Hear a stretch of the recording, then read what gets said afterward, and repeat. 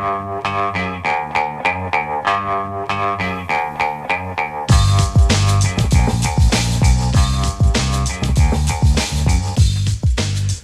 the Brian Lehrer Show on WNYC. Good morning, everyone.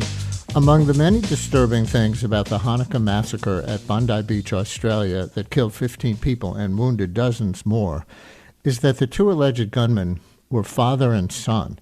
The father, age 50, was killed by police during the incident. The son, 24, also shot by police, is now reported to have woken from a coma and been charged with crimes including murder and terrorism.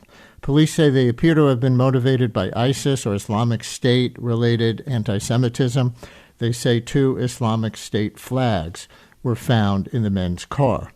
Generational anti-Semitism is also the focus of an article in The Atlantic. It says anti-Jewish prejudice isn't a partisan divide.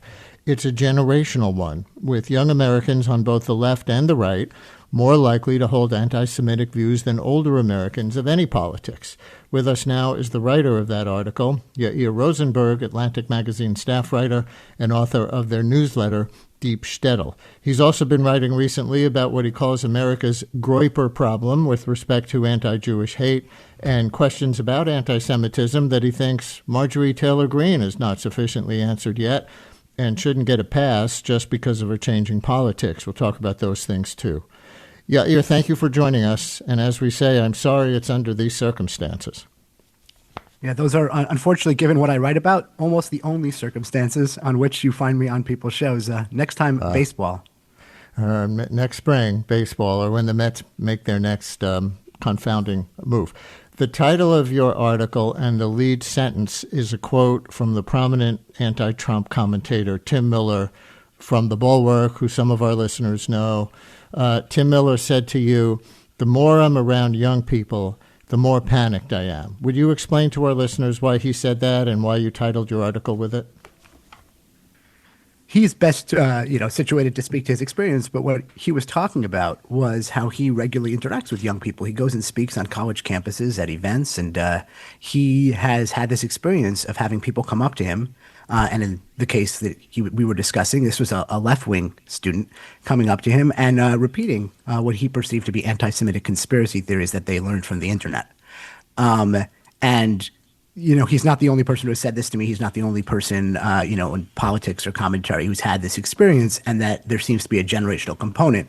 And what I then did in my piece is go through a lot of data that we now have from very different sources, from conservative sources, from liberal sources, from nonpartisan sources, all of which agrees that there is a generational divide on anti-Semitism, that the younger a person is, the more likely they are to express anti-Jewish views. And I want to make that clear because the polling data that we look at is explicitly about Jewish people and attitudes towards Jews and beliefs about Jewish people in America.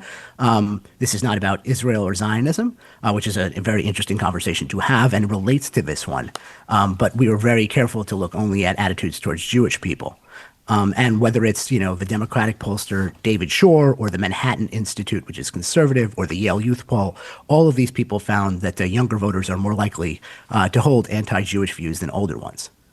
Right. And just to give our listeners a little bit more on one of those examples that you cite, this Democratic pollster David Shore, working for the Kamala Harris campaign last year, did a survey of more than 100,000 people and found that a quarter of those surveyed under age 25 held a, quote, unfavorable opinion, unquote, of Jewish people.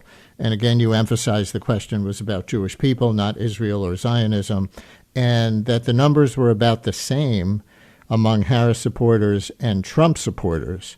And the survey found the older a person was, the less likely they were to express that sentiment. So that's one example of those multiple polls coming from politically different sources that you just described. I guess my follow-up question to that is, if anti-Semitism is on the rise in similar proportions among young people from both the left and the right, do the data or does your reporting suggest that anti-Semitism from the right versus the left are different from each other, like having different roots or different expressions in the ways that right versus left young people think Jews are bad or anything like that?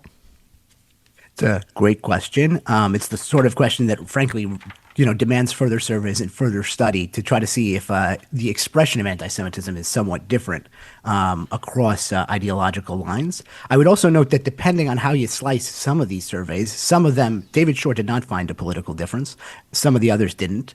Some of them found, if you look at young people in particular, that there is more anti-Semitic attitudes on the right, but they want to do some more polling on that. What I was trying to show is that, like, if you put all the data together, right, the one thing they agree on is the age divide, right, which seems to be a very robust finding. But I do want to be careful with how I say it. And yes, so like in my experience reporting on anti-Semitism, I do think that there are different ways it gets expressed on the left and the right, and that includes among young people. On the right, you are more likely to get, notions of Jews as, subversive, anti-white actors.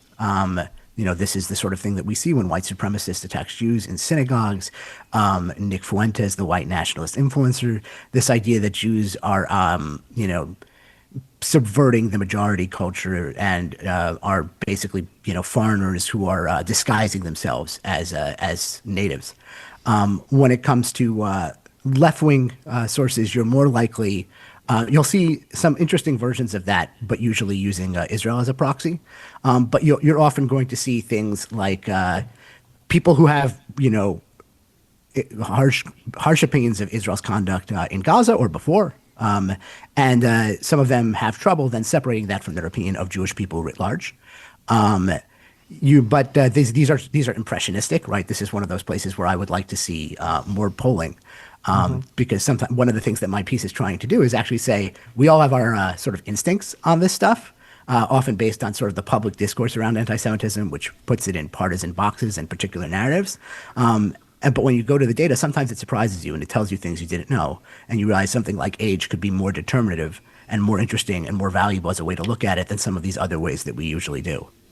On separating views about Jews from views about Israel, we have a listener text already that says, how were you able to separate views on Jewish people and Israel's policies? Israel, writes this listener, has been conflating anti-Zionism and anti-Semitism to accuse people holding Israel accountable of anti-Semitism.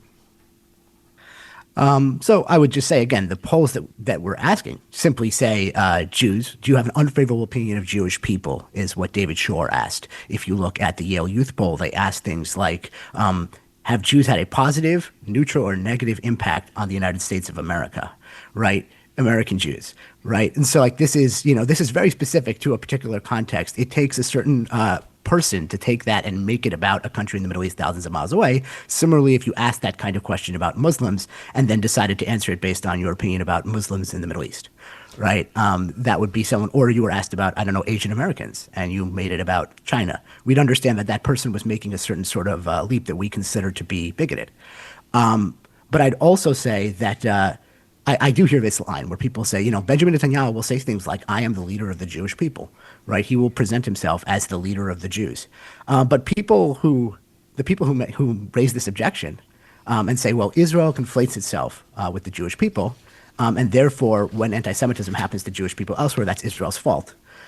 One, anti-Semitism against Jews around the world and horrific, murderous anti-Semitism long predates the state of Israel. So it's kind of chronologically strange to put it on Israel specifically, but I would say to the specific Israel point, when Netanyahu says, I care about human rights, I care about peace, when Netanyahu says literally anything else, critics of Israel, many of them, will look at that and say, I don't believe you, right? I've written columns along some of those lines. But then Netanyahu says, I represent all the Jewish people around the world, and someone goes and says, I do believe you, and I'm going to go torch a synagogue, right? I think we understand that that person is making a very selective judgment that gets them where they want to go. That's what I would say, and that, again, is where the bigotry comes in. Similarly, a listener asks, are there data from past years from similar surveys, meaning, I presume, before the current Gaza war? Yeah, that's a very good question. And yeah, so some of this data is more recent and some of it is over time. And what we see is over time, in general, certain increasing anti-Semitic attitudes among younger people from the data that we have. But it's not all the data, because not all the data is as long running. But some of the stuff that I cited in my piece is the American National Election surveys. And those surveys have been done for a very, very long time. And we see in particular between like 2016 and 2024, right in the last decade or so, decrease in what they measure as warmth towards Jews. And again, there's an age divide on it. And so it does predate, say, October 7th and the Gaza conflict, this trend. And listeners, do you see anti-Semitism in the younger generations in your own family or others you know? Per the many surveys cited in this article in The Atlantic, 212-433. WNYC, younger listeners, do you see it in your peers on the left or on the right? Does it connect with other kinds of extremism on the rise? As far as you could tell, or what do you think the antidotes might be? We'll get to that too. Or anything else for Atlantic Magazine staff writer Yair Rosenberg, 212-433. WNYC, 212-433-9692. You can call or you can text. You put part of this on today's media environment that spreads extremism of various kinds. Younger people are more likely to get their news and opinions from social media sites that stoke conflict and conspiracy theories to drive audience engagement. You write, are you arguing that the promotion of anti-Semitism is on the rise because it's profitable? So I think some of that plays a role. I do want to step back one thing because I feel like this is in the article and I want to foreground it for listeners. When we talk about, say, 1/4 of young voters in some of these surveys having anti-Jewish views, what that also means is that some 75% don't. Right? What we're speaking of here is a minority of a minority, and the general American consensus, including among young people in the surveys that we did examine, is against anti-Semitism, against anti-Jewish ideas. And I really want to emphasize that. I don't want people to start looking around at all the young people around them. I have, so many such people in my family, and that like.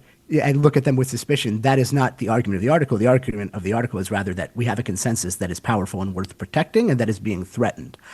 Yes, and then to get to your question, one of the things and even before we get to my question, since you raised that aspect of the article, which I was going to bring up too, for what to make of what you just said, I thought it was important in the article that you said even though these surveys showing anti-Semitism rising in the younger generations are depressing, they also provide grounds for what you call pragmatic optimism. So maybe put that stat that you just cited, those majority stats, in the context of pragmatic optimism.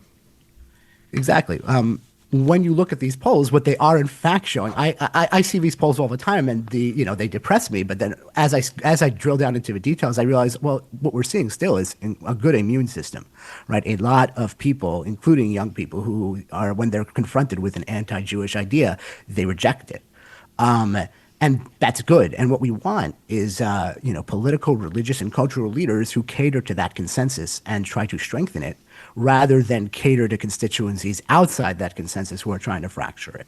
And that could bring us back to the question about, different kinds of media, and in particular social media, and how certain people have exploited how social media works in order to advance anti-Semitic conspiracy theories, among other kinds of fabrications. And so some of what I discuss in the article is we have a lot of survey data showing that there's a big divide about where people get their information, and it's generational in terms of age. So younger people are much more likely to trust and get their information from social media platforms, whereas older people are more likely to get them from legacy media platforms. And I'm not sitting here to judge on that. I think that one reason that, for example, that social media platforms and influencers have grown in some of their influence is that they have correctives to what the legacy media has done, and they point out things that the legacy media hasn't done as well. But at the same time, the legacy media does some things well and has certain standards that don't exist on the broader, so in the broader legacy context, in the broader social media context, such as like rules against trying to platform explicit racism and stuff like that. And so when you have people getting information from totally different places, they will sometimes come to different conclusions and have different influences acting on them. And so in the case of social media, I talk about some of the ways, and not just in this article, that social media can sort of advantage anti-Semitic conspiracy theories. And I'd urge people to think about how social media works, because, it's millions of people talking at once, often about some news event or thing that just happened, a cultural event, any of that, all at the same time. And if you want to stand out from this cacophony, you have to say something new. You have to say something novel that's different, right? You could be funnier than other people. You could be prettier than other people. Your cat could be cuter than other people's cats, right? You could also have a more inflammatory opinion than other people. That's the sort of thing that will stand out and get attention, both positive and negative. Or you could have information about the thing everyone is talking about that other people don't have, right? If there's a mass shooting and you know who did it, right, you can get a lot of attention like that. If you're a reporter and you have the explanation for something that just happened in the world, right, you can get a lot of traction for that, have a scoop. But of course, it's a lot easier to have new information about the world and news events if you just make it up. And so what I write in the piece is that, when there's a national calamity, it takes time and investigation to figure out why it happened and who was behind it and responsible. It doesn't take any time to just blame, say, the Jews for it or another scapegoat. And so social media, where people are competing to stand out and get attention, engagement, and revenue from that engagement, is going to incentivize fabrications. It's going to incentivize conspiracy theories and explanations of events. And that's really bad for anti-Semitism, which functions as a conspiracy theory. By which I mean that anti-Semites don't just not like Jews because they're different and they're Jewish, although they do. Anti-Semites think that Jews are behind social, political, and economic problems, and they blame them for those things. And so if you're going to advantage conspiracy theories, you're going to advantage the anti-Semitic conspiracy theory that sees Jews as behind the world's problems. Maybe one very prominent example of this from the news right now is the MAGA influencer Candace Owens, who had worked with Charlie Kirk before Kirk was assassinated. As CNN reports it today, Owens heavily implied that she believes Israel had something to do with Kirk's death, promoting an unsubstantiated theory that Israeli officials have denied and that some of her critics say is evidence that she is boosting anti-Semitism. Owens even met with Erica Kirk, who does not subscribe to the conspiracy theories, but the new reports are that Owens didn't take them back after their meeting. Is she representative of something or just out on her own limb on this? Well, she's recognized that the infrastructure that we have for attention, right, on social media and our broader internet discourse incentivizes conspiracy theories. And she doesn't just have conspiracy theories about Jews, right? She has been arguing for years and is being sued over this. She has argued for years that Brigitte Macron, the First Lady of France, was actually born a man, is transgender. This is a bizarre, bigoted conspiracy theory that she is now being sued by Macron and his wife over. And this is just one example. And then, of course, she has many conspiracy theories about the Jews, because anyone who is a conspiracy theorist, who sees an invisible hand behind, the world's events and problems, will eventually come to believe it belongs to an invisible Jew. And she has said that Israel or Jews had involvement in 9/11, in the JFK assassination. You name it, she said it.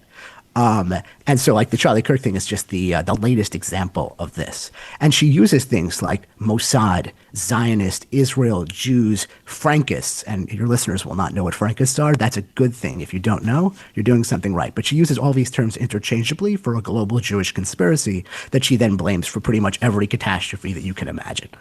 And she has recognized that this is actually a very good way to make money and to get attention. And to raise herself in discourse. She, not long ago, claimed that a secret French assassination squad was dispatched to kill her, and the squad also had one Israeli. This is literally what she said. You can look this up. This is just, she fabricates these things, puts herself at the center of these grand narratives that she invents, and draws tremendous attention to herself. And through the economy of how social media works, where people get paid for engagement, she profits off of it to the tune of what I think was Fortune magazine recently reported millions of dollars in terms of her media empire. And so that's one person who's really figured out how to exploit some of this. And people are then influenced by this. And people, again, who are on the social web tend to be more skew younger, and so they're more likely to be influenced by some of this. A phenomenon that Tim Miller, who we cited at the top here, discussed on his podcast with Chris Hayes, the MSNBC host, is the idea of younger people who are watching content on social media that is critical of Israel. A perfectly reasonable thing that people do. But then an algorithm will then recommend them stuff that's critical of Jews. Huh. And they're watching suddenly Candace Owens. And that's how you go up this sort of algorithmic escalator from anti-Israel stuff online to anti-Semitism online. August in Brooklyn. You're on WNYC with Yair Rosenberg from The Atlantic. Hello, August. Hi, Brian. Thanks for having me. I just wanted to offer that I went to college. I'm 24 years old. I went to college during the height of COVID when we were having a lot of conversations culturally about race and about redefining and reassessing how we protect marginalized classes and defend people who need defending in our culture racially. And all the same people, it made sense at the time, to do that and to reassess that. And I was totally in support of that. And I am Jewish and totally appalled by what the Jewish state has been doing the last few years. But what's interesting to me is that all those same young people who were really enthusiastic about and passionate about racial justice and social justice have not seemed to have the same fervor for Jewish people. Do not see them as a protected class, even though we're just 80 years out from the Holocaust. And I don't think that they're anti-Semitic consciously, a lot of the folks that I know, progressives that I know, young people, but I think that it's an interesting and kind of indicting in some way that they don't feel the need to protect Jews the way that they feel the need to protect other marginalized folks. Interesting observation, August. Thank you very much for your call. What do you think about that, Yair? That's certainly a sentiment that I've heard from American Jews, particularly on the left, many of whom are critics of Israel, some of whom are more defensive of Israel. But they do feel that the left has a set of ideological principles to which they themselves subscribed and believed in, and then felt that they weren't fully applied to the Jewish experience. You have things that were commonplaces on college campuses that say the impact of an action matters, or a statement matters more than its intent, right? So if you said or did something that harmed a marginalized community, even if that wasn't your intent, that you still have some level of culpability. And that's something that wasn't applied, right, to various campus protests. And maybe, someone could argue it shouldn't have been applied, but when people are chanting globalize the Intifada, some of them may mean that, say, non-violently, and some of them may mean it violently. It depends on the person, but many of them might have meant it just purely as a political slogan. But a lot of Jews understood it as a violent slogan, threatening them.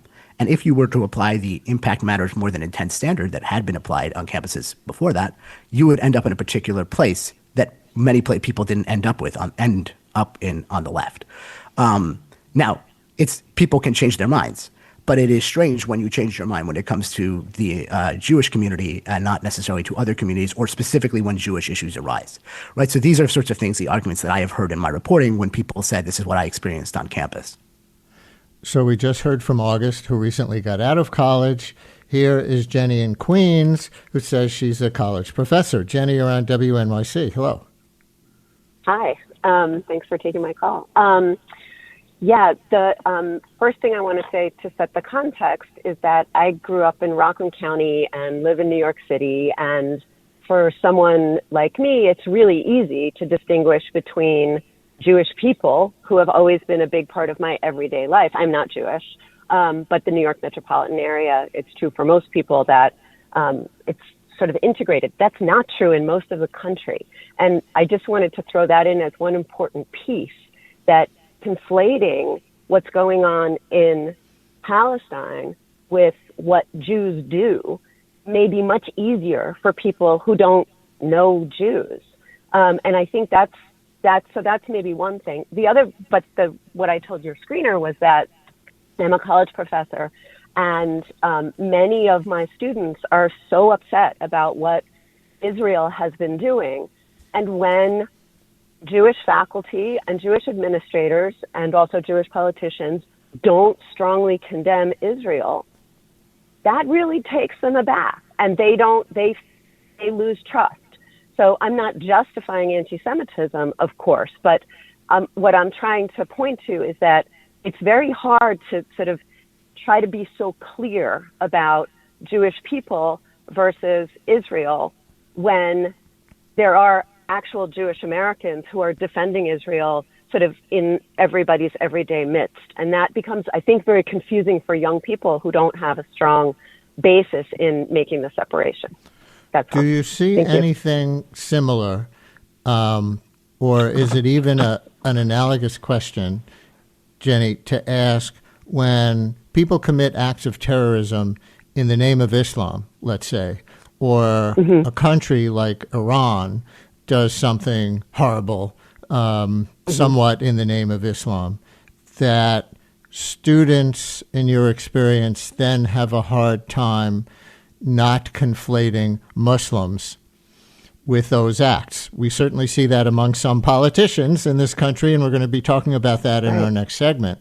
Right after the Bondi Beach massacre, there's a member of New York City Council who says we should expel all Muslims from Western nations. Obviously not okay. But I'm just curious if you see it being applied similarly in both directions, if we can even say those scenarios are analogous. I do think there's an analogy. I think what's profoundly different is that at least in my milieu, where I live, where I teach, there are not a lot of Muslims. And so it's very abstract. It's far away. Your speaker said something earlier about a Middle Eastern country that's thousands of miles away. Well, right, like Iraq is, like, other places are. But that's different from the interaction with a population that's very much integrated into one's everyday life. So I don't know if this is making sense, but I think there is an analogy, and it maybe applies to people in parts of the United States that are very different from this part of the country, the New York metro area. Jenny, thank you. Thank you very much for your call. Yair, any thoughts on that exchange? Yeah, there were two very interesting points she made. The first one that which I definitely agree with from my experience, is that a lot of anti-Jewish prejudice in part stems from people having no interactions with real Jews. People learn about Jews from the internet, from social media, from television, fictional portrayals. This is not a great way to learn about a minority community, but Jews are just 2% of the American population. So, and they're clustered in very specific parts of the country for the most part. So a lot of people have never met a Jew, which means they can accept a lot of stereotypes and strange ways of thinking about them because they don't have a personal connection for understanding who Jews really are and the diversity of their opinions and the complexity of their thought and their communities. And that brings us to her second point, which is she says that some of her students lose trust, and it sounds like in Jews, because they don't see Jewish politicians condemning to their satisfaction Israel's conduct in Gaza. That's an example, I think, of those students not being particularly well schooled in the diversity of the Jewish opinion on many things, including on Gaza. Because, of course, one of the loudest critics in Congress of Israel's conduct in Gaza since the beginning has been Senator Bernie Sanders, a Jew who ran for president, pretty prominent guy, now calls it a genocide, did it just the other day. And there are a whole bunch of Jewish congresspeople who have been extremely critical of Israel's conduct in Gaza, and then there are others who have been more defensive, like Senator Chuck Schumer, although he also called for Benjamin Netanyahu to resign. So for students to say that Jewish politicians, one, are sort of collectively accountable for Israel, second of all, because why are Jewish politicians in particular being held to this standard? But they're not saying I've lost faith specifically in the concept of a non-Jewish politician or a Christian politician because they didn't have these views. That's a little strange, like you said. You should have the same standard for everyone. But also, it's not an accurate representation of how Jews have talked about this, whether as politicians or in their communities. There are a lot of different views on this. I'm sure you've heard them on the show.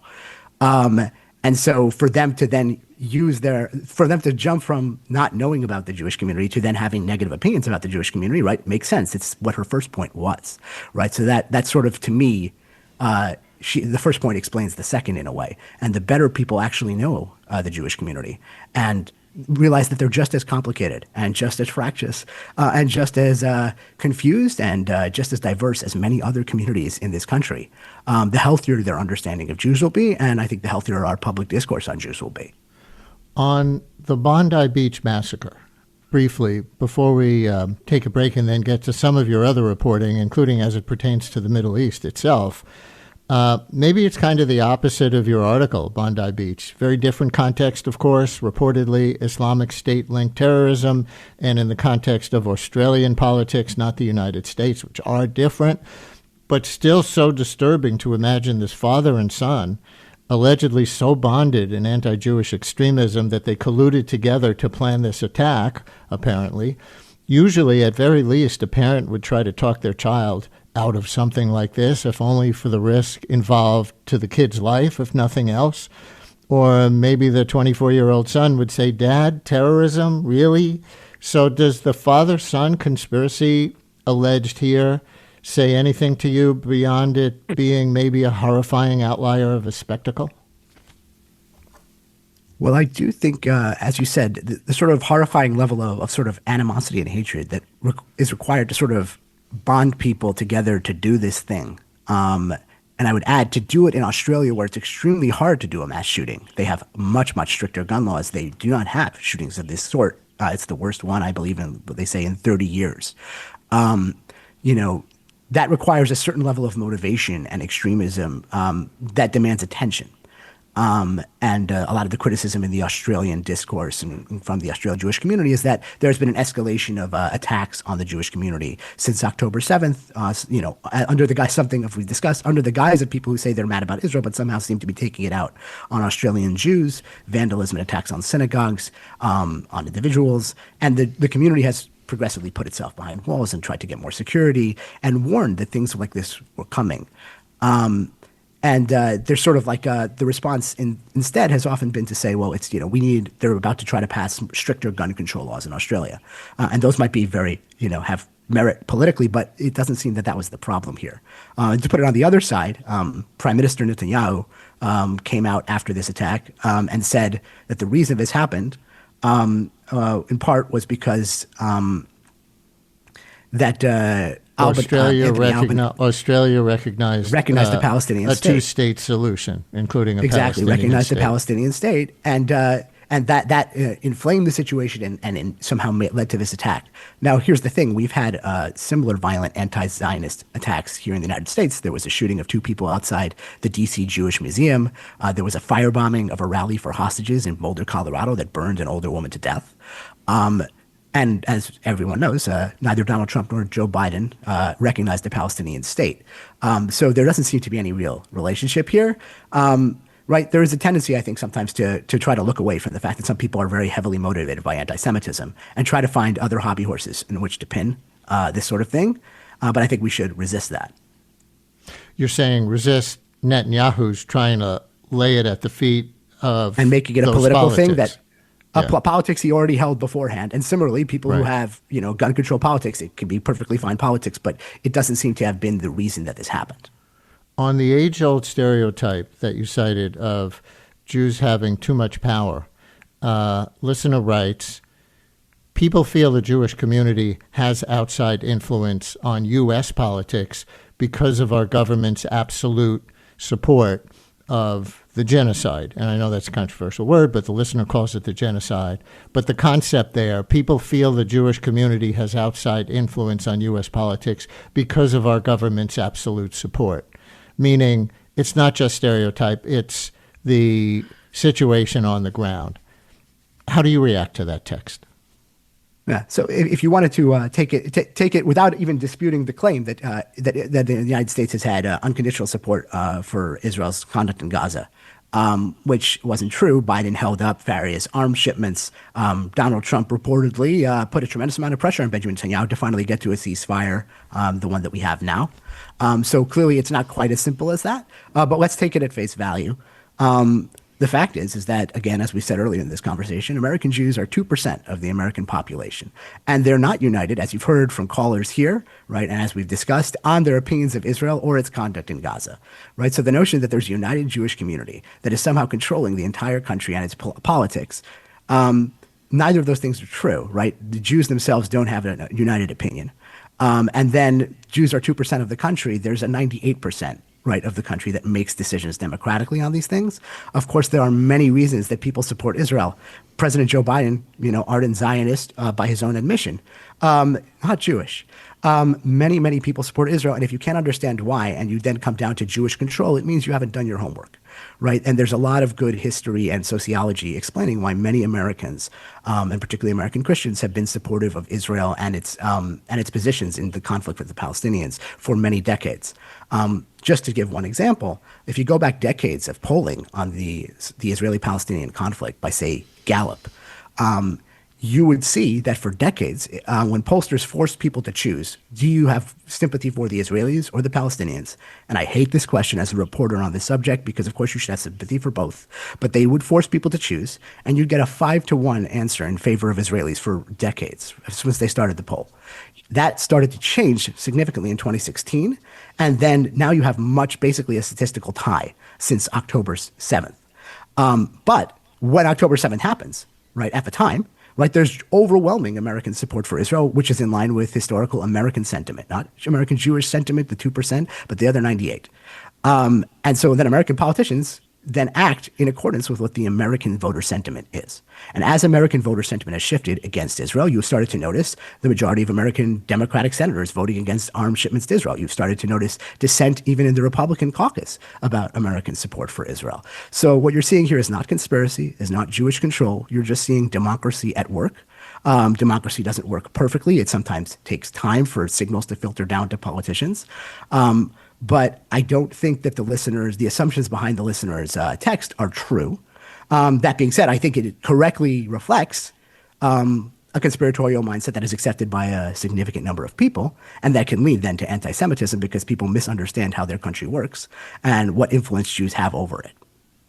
When we come back in a minute, I want to spend our last few minutes getting to some of your other reporting, including what you call 4 simple questions for Marjorie Taylor Greene, and some of your reporting on the Middle East itself right now, including the state of the ceasefire and what the next steps could be. Stay with us.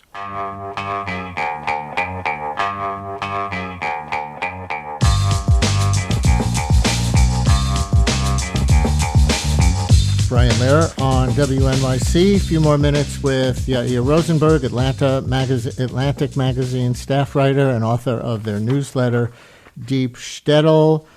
You have an article related to what we were talking about in the last section from last month. People are underestimating America's groyper problem. For those who don't know, what's a groyper? For those who don't know, you're lucky and you're doing something right. That's the first answer. Second of all, groypers are the name that the followers of this white nationalist influencer, Nick Fuentes, take for themselves. These are basically people who believe that there should be a white ethno-state in the United States and that minorities should either be repressed or otherwise deprived of rights or deported. That minorities can include Jews, can include, Hispanics, immigrants, Latino, those sorts of, you can go down the list. And Nick Fuentes himself marched at Charlottesville at the Jews Will Not Replace Us rally. He has said, heinous things about Jewish people, about black people. You can go on down the list. I don't want to repeat them on this show, but they are available on the internet. And his followers, who are disproportionately young, which takes us back to our beginning conversation, and disproportionately online, call themselves groypers. And so you think people are underestimating the problem rather than just saying, oh, that Nick Fuentes, he's such a racist and anti-Semite? So the concept of the article was a specific thing that happened recently on social media, which was that Elon Musk's X rolled out a new feature that was able to tell you where an account was registered and where it was posting from.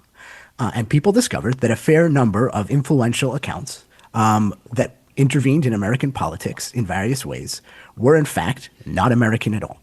And so you had accounts promoting, saying things like, I'm not going to send my tax dollars to Ukraine, and the account is based in Asia, right, or in Pakistan specifically.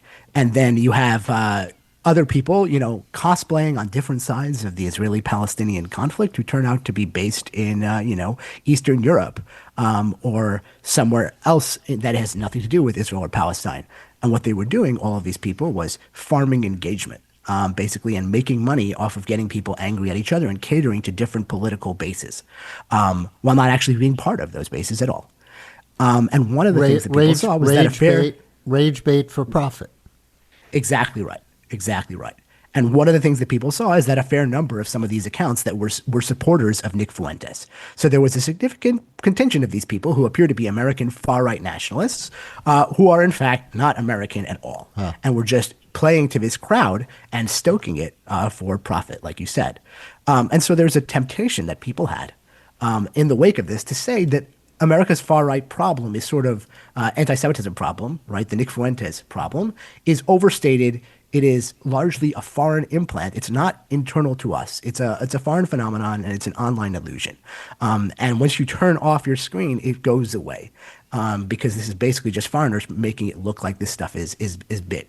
But if you've been with us from the beginning of this segment, you know that actually we have a lot of polling showing that anti-Semitism is a domestic phenomenon in the United States, and in particular among young people. You don't need foreigners to have that. In fact, the argument I made is that these foreigners would have no success getting engagement and money from Americans, right, for their scheme, if Americans didn't already have sympathies for these ideas. You can't create demand where it doesn't exist. And so what they were doing is they recognized that this was a growing constituency that they could make money off of, but it's a real American constituency. That's how you get, that's how you get people chanting "Jews will not replace us" in Charlottesville. It's how you get someone massacring Jews at the Tree of Life Synagogue in 2018. The massacre of people at a Jersey City kosher supermarket in 2019, the attempt to murder Governor Josh Shapiro, right, and the other attacks we've talked about in Boulder, Colorado, and Washington, D.C. in the last year. None of that is foreign run, right? That's homegrown. And it's very comforting to tell a story where this is blamed on people outside America, as opposed to understanding that we in America have certain problems that we ourselves have to deal with. And related, I guess, is your article, 4 Simple Questions for Marjorie Taylor Greene. It looks like you're not totally buying her turn away from Trump as being a turn away from her past anti-Semitic conspiracy theories. She does explicitly now denounce Nick Fuentes' anti-Semitism as she labels it explicitly like that, and disowns the so-called Jewish space lasers remark that she got associated with years ago. So where are you on this? Yeah. So first, I want to say that it's very important that we create space for people to change their minds and to grow, and not hold them forever to the worst thing they ever said or did. And that's something I've written many, many times. And I've seen it in my life. I've seen people who've held anti-Semitic views change, right? That's very specific to me in my reporting. And that's really important. That being said, people should not offer cheap grace or be cheap dates for people who say a few things that they like, and then basically don't change really who they are fundamentally in any real way. And there's a lot of things that Marjorie Taylor Greene has not really accounted for before or since her most recent turn. One of the most obvious ones is that she's been one of the most active advocates of the idea that Joe Biden stole the election in 2020 from Donald Trump, right? This anti-democratic conspiracy theory that led to an attempt to stop the election results. Just one example, in 2023, not too long ago, when House Minority Leader at the time, Hakeem Jeffries, observed that Joe Biden had won the 2020 election, Greene yelled back in the chamber of Congress, "No, he didn't."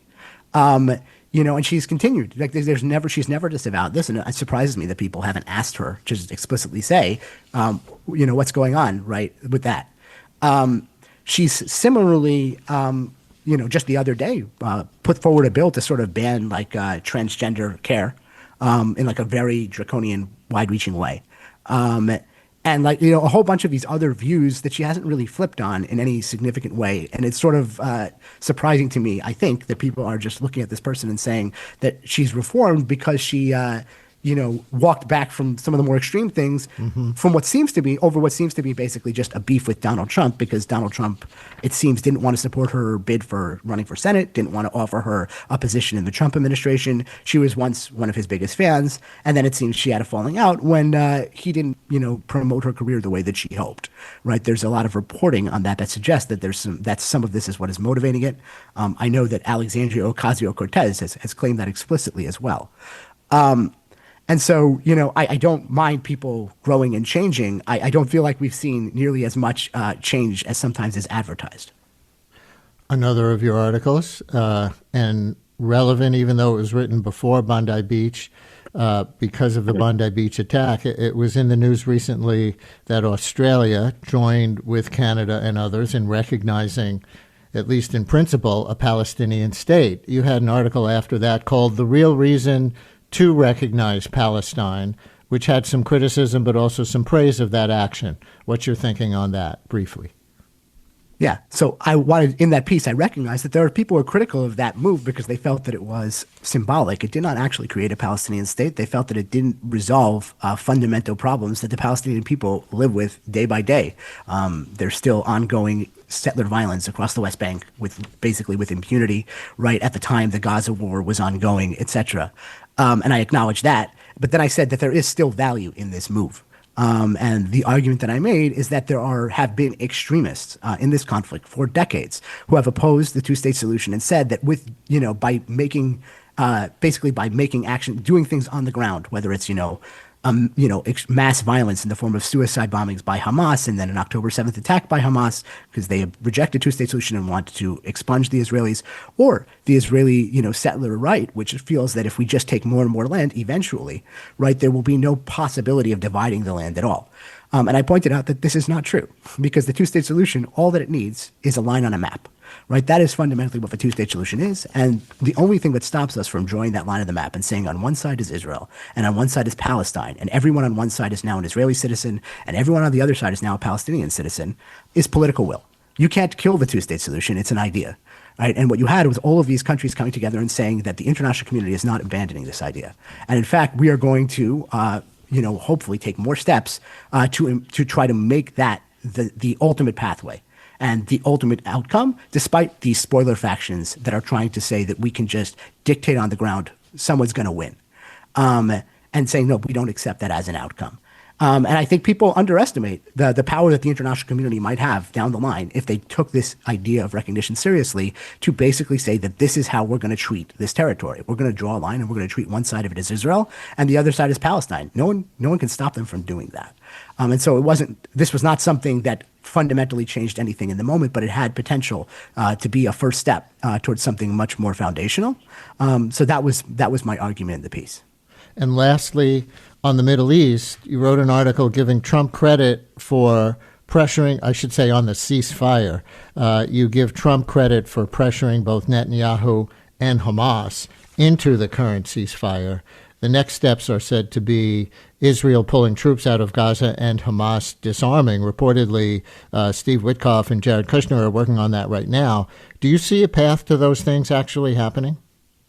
I think that's a very hard lift. The easier part of this ceasefire agreement was getting the guns to stop, not entirely, but to stop the full-scale war, right? There are still skirmishes. There are still Palestinians, and to a lesser extent, Israeli soldiers being killed. But you no longer have a full-scale war. Most Gazans no longer fear for, being under Israeli attack on a day-by-day basis.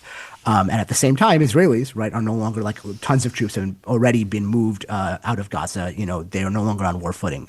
It is, you can tell, that's a huge difference. But there is still Israel, in half of Gaza and Palestinians largely in the other half. And so that isn't going to change until, say, Hamas is disarmed and there's an alternative to Hamas governance. And then, the Israelis would be pulling out of Gaza progressively while that happens. That's what the plan says.